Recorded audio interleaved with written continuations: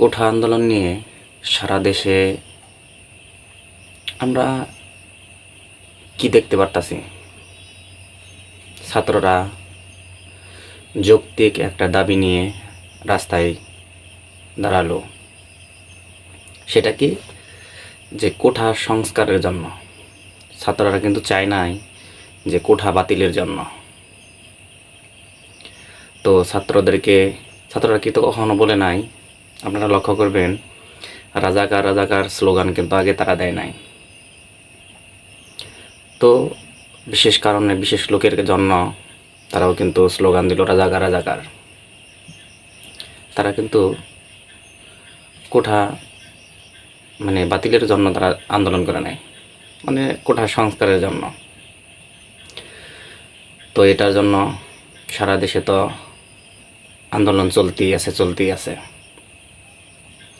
হঠাৎ করে আপনারা 15 তারিখে লক্ষ্য করবেন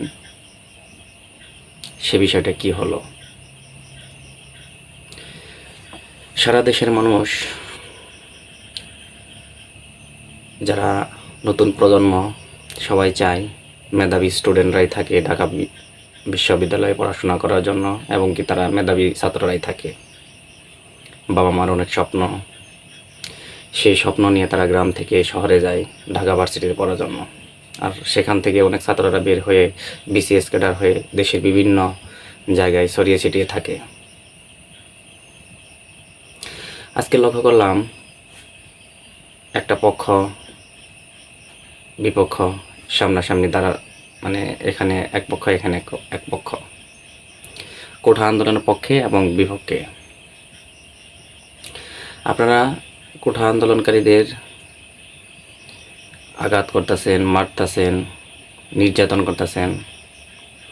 এরা কিন্তু চায় দেশটাকে ভালো রাখতে, দেশের মানুষ ভালো থাকতে। এখানে যারা আন্দোলন করতেছে সবাই কিন্তু আপনার বিসিএস ক্যাডার হবে না, সবাই কিন্তু সরকারি চাকরি পাবে না। তারপরও তারা যৌক্তিক ন্যায্য মানুষের একটা অধিকার নিয়ে তারা আন্দোলন করতেছে রাজপথে। আপনারা ছাত্রলীগ, ঢাকা শহরে ঢাকা ভার্সিটিতে অনেক ছাত্রলীগের ইতিহাস আছে, ভালো গৌরব। আপনারা কাদের মারতেছেন বলেন? কাদের মারতেছেন আপনারা? এরাও আপনাদের ভাই, এদের মা বাবার স্বপ্ন আছে। যারা আন্দোলন করতেছে তাদের একটা স্বপ্ন আছে, তারা চায় এই দেশের মানুষ সঠিক এবং ন্যায্য অধিকার পাক। এরা কখনো বলে নাই যে আমাদের প্রশ্ন আউট করে আমরা বিসিএস ক্যাডার হব, দুর্নীতি করে আমরা চাকরি পাব। এরা চায় মেধা দিয়ে চাকরি পাবে, দেশটাকে সার্ভিস দিবে। এরা কখনো সরকারি গদি কিংবা অন্য কিছুর জন্য তারা আন্দোলন করে না। প্রতিটা দিন রাত এখানে যারা আন্দোলন করতেছে, ছোট ছোট ভাই বোন, তাদের মা বাবাও টেনশন করে বাড়িতে যে আমার মেধাবী ছেলে শহরে গেছে পড়াশোনার জন্য, না জানি তাদের উপর কখনো আক্রমণ হয়, মারা যায় না কি করে, খাচ্ছে না না খাচ্ছে। আপনারা দেশটাকে, নতুন প্রজন্মদেরকে কি শিক্ষা দিতেছেন বলেন?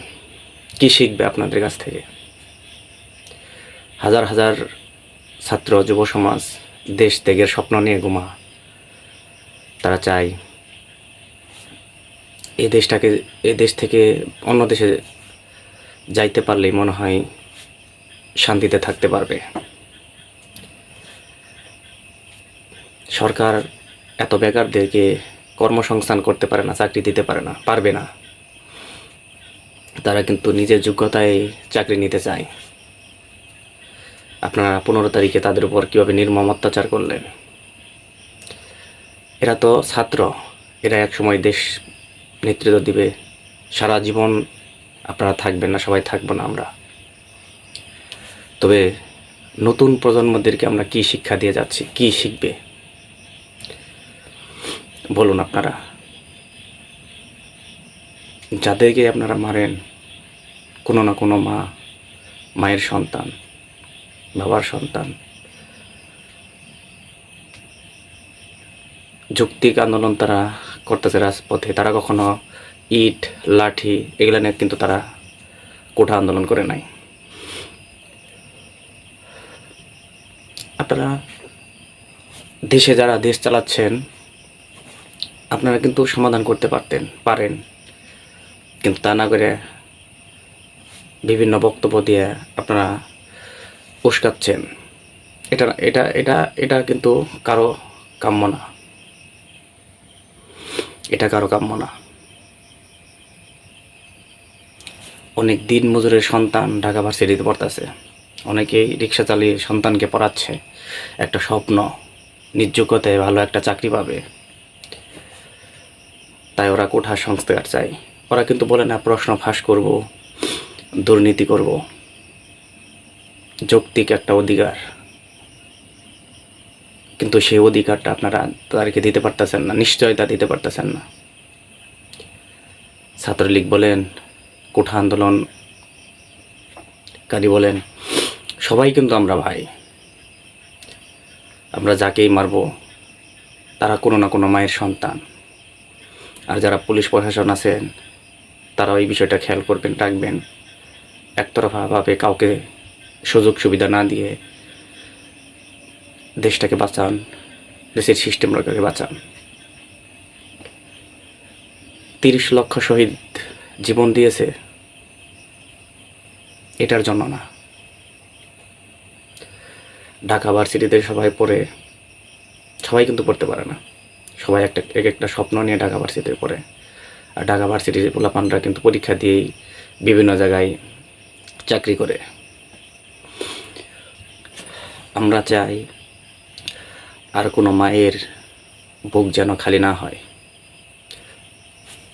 কেউ যেন কান্না করে বলে না আমার সন্তান ন্যায্য অধিকারের জন্য রাজাকার হলো, ন্যায্য অধিকারের জন্য রাজপথে নামার পরে লাশ হলো, কেউ যেন কান্না করে না বলতে পারে। এদেশে মানুষ এক একটা দীর্ঘশ্বাস নিয়ে বসবাস করতেছে। অনেক মানুষ এই দেশ ছেড়ে বাইরে যাচ্ছে একটু সুখের জন্য। তার কি এমন অযৌক্তিক দাবি করছিল? তারা তো নিজের যোগ্যতায় চাকরি পাইতো, চাকরি পাওয়ার জন্য। এখানে যারা আন্দোলন, সবাইকে চাকরি পাবে, সবাই বিসিএস ক্যাডার হবে? কিন্তু না, তারা কখনো ভাঙচুর করে নাই, কোনো কিচ্ছু করে নাই। হঠাৎ ছাত্রলীগ এইভাবে, খুবই দুঃখজনক, খুবই দুঃখজনক, খুবই দুঃখজনক।